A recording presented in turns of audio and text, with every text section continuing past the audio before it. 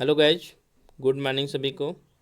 आज की video lecture में हम इंडियन पॉलिटी के थर्ड लेक्चर को देखेंगे और यूनिट सेकंड होगा जो कि संविधान की प्रमुख विशेषता होगा। तो ये आपका जो क्लास चल रहा है वो है यूपीपीसीएस प्रीलिम्स 2023 और जो आर का 2022 में पेपर हो या तो 2023 में होगा और जो यूपी ट्रिपल एस CPT 2022 में होने वाला है उससे रिलेटेड है।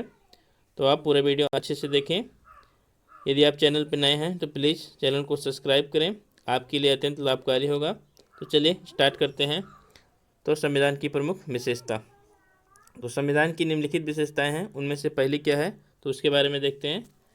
तो फर्स्ट है क्या, संविधान जो है वो भारत का संविधान सबसे लंबा और क्या है लिखित संविधान है, सबसे लंबा और लिखित संविधान है। और संविधान को दो वर्गों में विभाजित किया गया है, एक है आपका अलिखित संविधान, एक है आपका लिखित संविधान। तो जो अलिखित संविधान वो कहाँ का है, ब्रिटेन का, ठीक।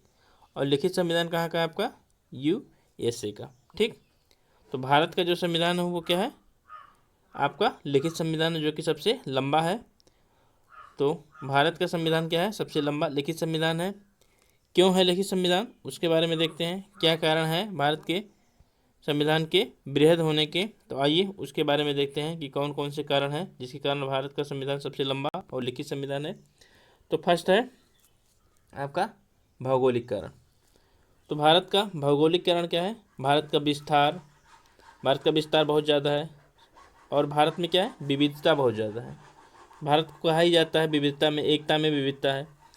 तो भारत में विविधताएं हैं, अलग अलग क्षेत्रों में अलग अलग भाषाएं हैं, अलग अलग संस्कृति है, इसलिए भारत का संविधान बहुत ज़्यादा बड़ा है, बृहद है, ठीक।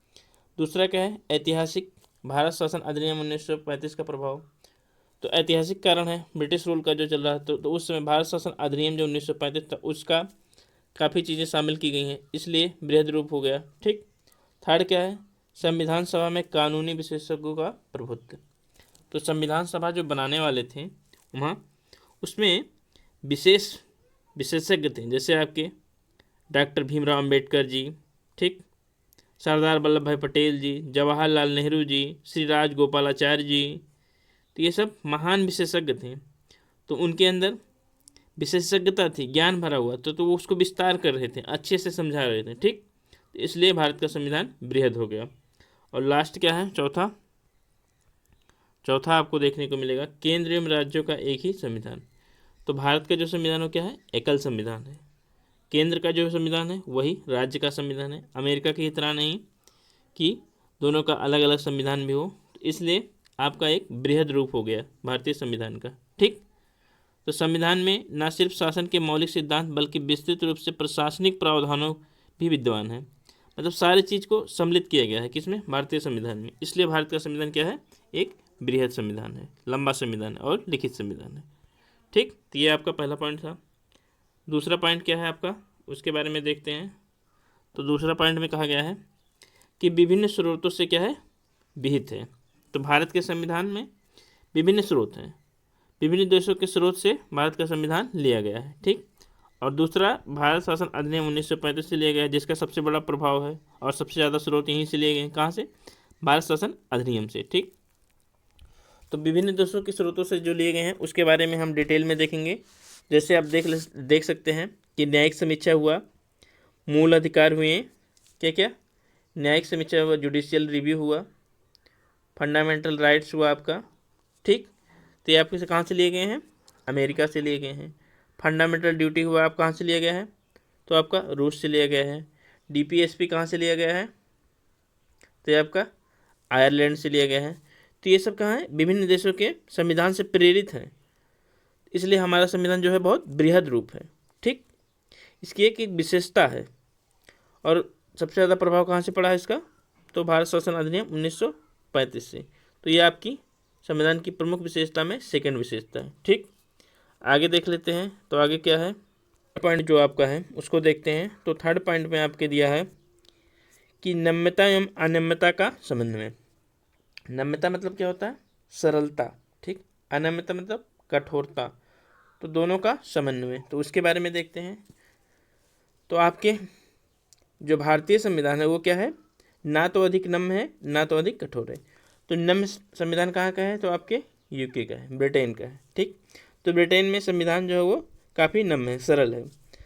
और जो आपका यूएसए का संविधान है वो कठोर है, क्योंकि वहाँ पर संशोधन के लिए विशेष प्रक्रिया की आवश्यकता होती है। ठीक, तो आइए देखते हैं अपना भारत क्या है।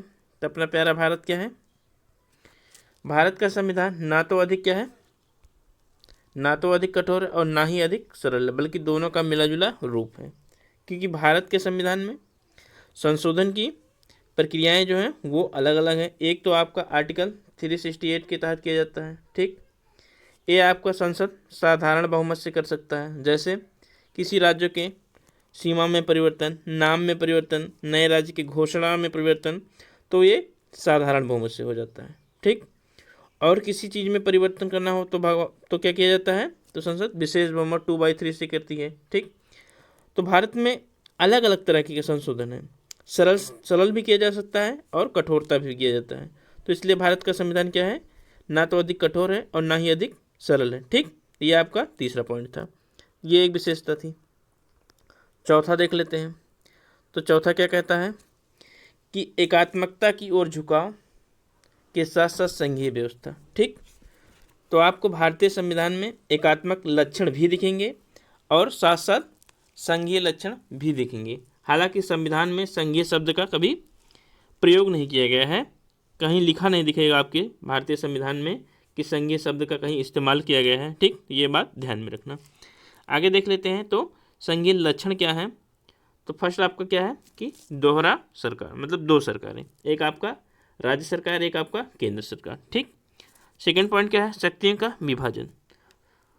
तो भारत में शक्तियों का स्पष्ट विभाजन है, किस जैसे न्यायपालिका का अपना कार्य है, कार्यपालिका का अपना कार्य है और किसका, विधायिका का अपना कार्य है। हालांकि कार्यपालिका और विधायिकाओं के बीच समन्वय काफ़ी हद तक स्थापित है। ठीक, आगे देखते हैं। थर्ड पॉइंट क्या है, लिखित संविधान है, ये तो पहले देख लिए।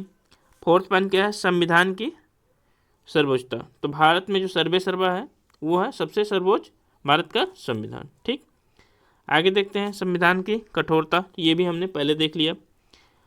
और नेक्स्ट पॉइंट है स्वतंत्र न्यायपालिका। तो भारत में क्या है, स्वतंत्र न्यायपालिका है। भारत के अपना सर्वोच्च न्यायालय जो सुप्रीम कोर्ट है वो शीर्ष है, उसके नीचे आपका हाई कोर्ट आता है और हाई कोर्ट के अधीन आता है क्या, अधीनस्थ न्यायालय। ठीक, तो स्वतंत्र न्यायपालिका है। अगला पॉइंट क्या है आपका, द्विसदनीयता। तो भारत में द्विसदनीयता है, एक आपका क्या है, लोकसभा है, एक आपका राज्यसभा है। ठीक, आगे देख लेते हैं। तो आपको एकात्मक लक्षण देखने को मिलेंगे।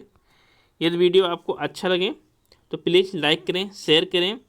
हम ये आपके ही लिए कर रहे हैं और आप इसमें सक्सेस अवश्य होंगे। तो आप विश्वास रखें, आपको बहुत कम समय में लगभग 20 से 25 मिनट में हर एक यूनिट को कवर कर दिया जाएगा। आप कहीं और देखेंगे तो इसी को 1 घंटे में कवर किया जाएगा, ये मेरा दावा है, आप चेक कर सकते हैं कहीं भी। आगे देखते हैं। तो एकात्मक लक्षण है, तो एकात्मक लक्षण में क्या है, एक सशक्त केंद्र सरकार। तो आपको एक सशक्त केंद्र सरकार दिखेंगे। हालांकि राज्य सरकार का भी अपना योगदान है, लेकिन सारी चीज़ें, बहुत सी चीज़ें जो हैं वो केंद्र सरकार के पास ज़्यादा हैं, आपको स्पष्ट रूप से दिखेगा। सेकंड क्या है, एकल नागरिकता। तो आपको यूएसए में जो दिखेगा वहाँ पे राज्य, केंद्र का अपना अलग नागरिकता है और राज्य का अपना, हर एक राज्य का अपना अलग नागरिकता है। लेकिन भारत में क्या है, आप किसी राज्य के हैं या केंद्र के हैं, आप अलग अलग राज्यों के हैं, कहीं के भी हैं, तो आपकी एक ही नागरिकता है, वो है आपका इंडियन होना। ठीक, भारतीय होना। तो भारत की क्या है, एकल नागरिकता है। ठीक, और भारत में क्या है, एकल संविधान है, एक ही संविधान है, कोई दूसरा संविधान नहीं है। भारत के पास एक ही संविधान जो कि सबसे बृहद और लिखित संविधान है। ठीक, तो ये पॉइंट ध्यान में रखना। आगे देख लेते हैं। अगला पॉइंट क्या है, संविधान का लचीलापन। तो अभी आपको देखा संविधान कठोर भी है और लचीलापन भी है। ठीक, आगे देखते हैं। एकीकृत न्यायपालिका, अभी हमने देखा। और लास्ट पॉइंट है आपका क्या, आपातकालीन प्रावधान। तो भारत में आपातकालीन प्रावधान के पास, आपातकाल लगने के बाद क्या होता है, तो राज्य सरकार की शक्तियाँ खत्म हो जाती हैं, तो सारा का सारा जो अंडर आ जाता है वो किसके, तो केंद्र सरकार किया जाता है। तो वहाँ पर एकात्मक लक्षण आपको स्पष्ट रूप से दिखाई देगा। ठीक, आगे देख लेते हैं। 5वां पॉइंट क्या है, संसदीय भारतीय संविधान की प्रमुख विशेषता में, तो क्या है, सरकार का संसदीय स्वरूप।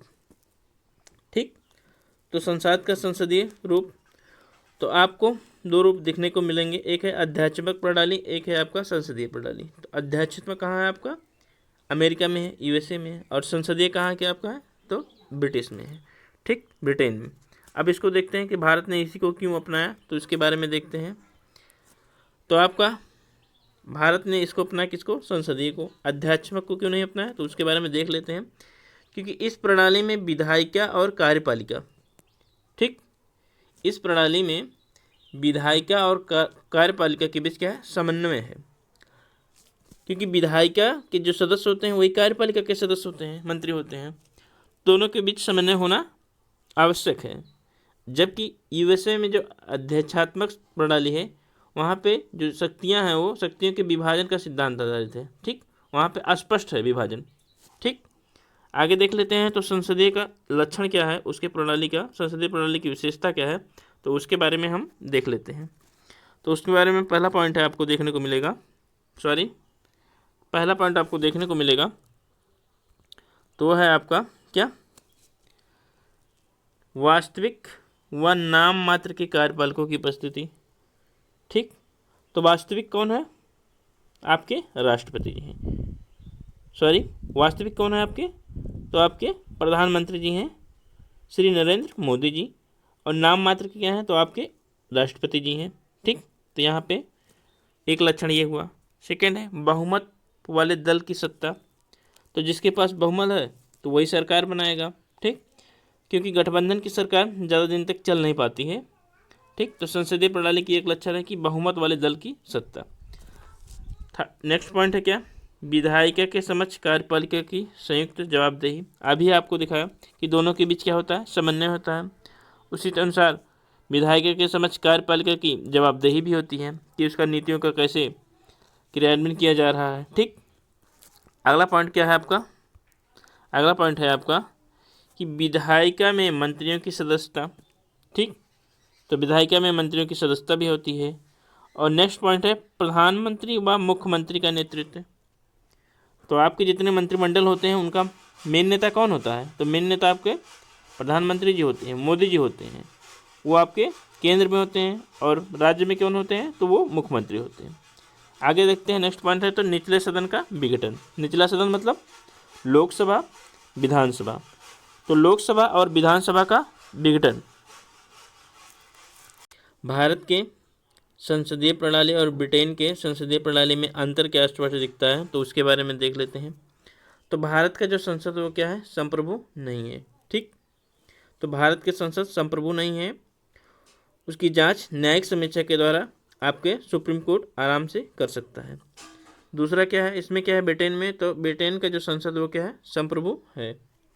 और नेक्स्ट पॉइंट है कि हमारे जो प्रधान होते हैं वो राष्ट्रपति हो या मुख्यमंत्री हो या प्रधानमंत्री हो, तो उनका निर्वाचन होता है। ठीक, यहाँ पे राजा जो होते हैं, जो प्रधान होते हैं, वो वंशानुगत होते हैं। ठीक, तो उनका निर्वाचन नहीं होता है। तो ये था मुख्य अंतर दोनों में। नेक्स्ट पॉइंट देखते हैं, छठवां पॉइंट क्या है विशेषता में, तो वो है संसदीय संप्रभुता एवं न्यायिक समीक्षा में, न्यायिक सर्वोच्चता में क्या है, समन्वय है। तो संसदीय संप्रभु, संसदीय लक्षण कहाँ के हैं, तो आपके ब्रिटेन के हैं। और न्यायिक सर्वोच्चता कहाँ से लिया गया है, तो वो आपका यूएसए से लिया गया है। तो आगे देख लेते हैं, उसी के क्रम में आपका देखते हैं आगे क्या है लेक्चर में। तो क्या है आपका न्यायिक समीक्षा। तो न्यायिक समीक्षा जो है कहाँ से लिया गया है, आपके यूएसए से। हालांकि यूएसए की जो न्यायिक समीक्षा है वो ज़्यादा विस्तृत है किससे, भारत से। ठीक, तो ये पॉइंट ध्यान में रखना, आपको पूछा जा सकता है। अब समन्वय कैसे है, तो उसके बारे में देख लेते हैं। तो समन्वय आपको कैसे दिखेगा उसके बारे में देखते हैं। तो सुप्रीम कोर्ट अपनी न्यायिक समीक्षा के तहत संसदीय कानून को असंवैधानिक घोषित कर सकता है। कोई भी संविधान, कोई भी कानून बनाया गया है संसद के द्वारा, यदि वह उचित नहीं है तो उसको सुप्रीम कोर्ट न्यायिक समीक्षा के तहत असंवैधानिक घोषित कर सकता है। तो वहीं संसद क्या कर सकती है, देख लीजिए। तो वहीं संसद अपनी संवैधानिक शक्तियों के बल पर संविधान के बड़े भाग को क्या कर सकती है, संशोधित कर सकती है। तो दोनों के बीच क्या है, तालमेल है, सामंजस्य है। ठीक, आगे देख लेते हैं, अगला पॉइंट क्या है, तो अगला पॉइंट क्या है 7वां नंबर कि एकीकृत व स्वतंत्र न्यायपालिका। सुप्रीम कोर्ट शीर्ष है, इसके बाद क्या है हाई कोर्ट है, इसके बाद क्या है अधीनस्थ न्यायालय है। तो अपना स्वयं का स्वतंत्र न्यायपालिका है। ठीक, आगे देख लेते हैं अगला पॉइंट क्या है। तो ये जो पॉइंट आपको दिख रहे हैं ये पॉइंट हम विस्तार से करेंगे, किसमें अलग अलग चैप्टर में, अलग अलग यूनिट में। जैसे एक विशेषता है क्या फंडामेंटल राइट की है, एक फंडामेंटल ड्यूटी की है, एक डीपीएसपी की है। इसके बाद क्या है सार्वभौमिक वयस्क मताधिकार है, जो कि 61वें संविधान संशोधन 1989 में 21 वर्ष से घटाकर कितना किया गया था, आपके 18 वर्ष कर दिया गया था। तो ये था आज के लेक्चर भारतीय संविधान की विशेषता। इसको हम विस्तार से करेंगे अलग अलग यूनिट में, इसलिए इसमें विस्तार से नहीं बताया जा रहा है। ठीक, तो ये आज था आपका लेक्चर जो कि 15 से 16 मिनट में आपका एंड हो गया। शाम को इसका एमसीक्यू आपको चैनल पे अपलोड कर दिया जाएगा। धन्यवाद। चैनल को शेयर करें, सब्सक्राइब करें। Thank you.